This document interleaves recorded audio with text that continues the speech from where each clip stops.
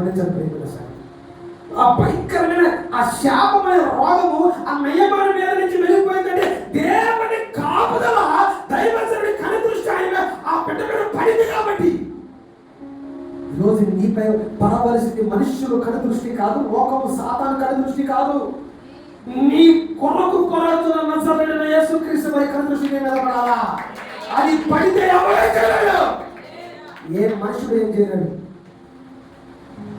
Within seconds లో నీకు ఊపిరి ఆగిపోతానని చెప్పినా సరే నా దేవుడు చచ్చిపోయినా సరే లాజరుని బయటికి రావాలి కదా.